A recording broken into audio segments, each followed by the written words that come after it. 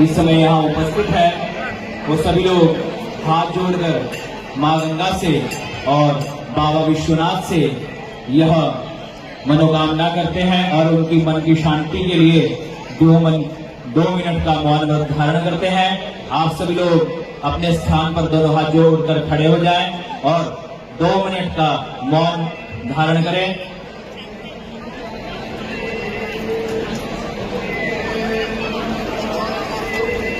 भैया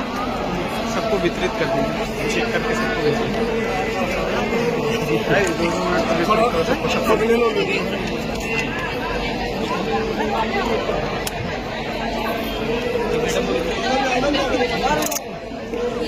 थोड़ा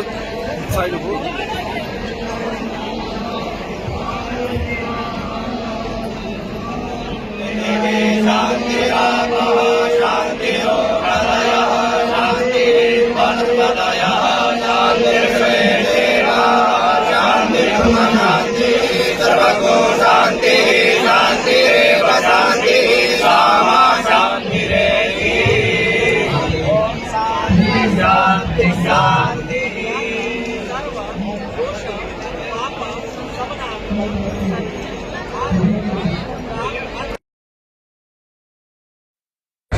सुशांत मिश्रा, अध्यक्ष गंगा सेवा निधि। सुशांत जी, आज किसके लिए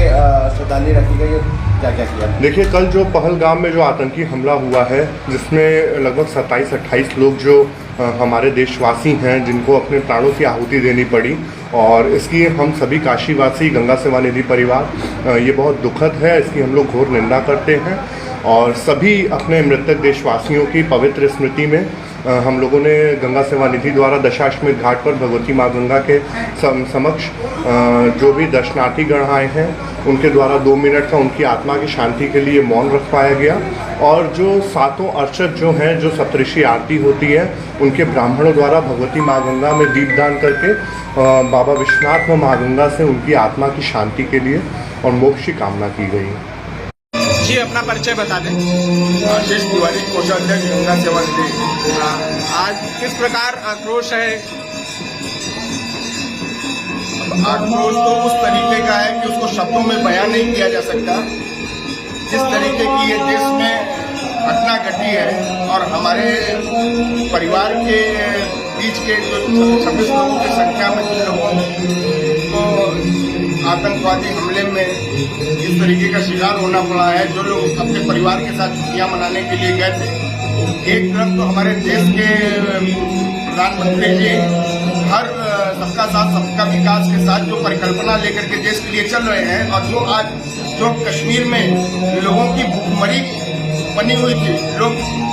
भूखे मरने की स्थिति में बने हुए थे, लेकिन प्रधानमंत्री जी की वजह से कम उन लोगों को वापस जीवन का जो साधन मिला और पर्यटन के माध्यम से जिस तरीके से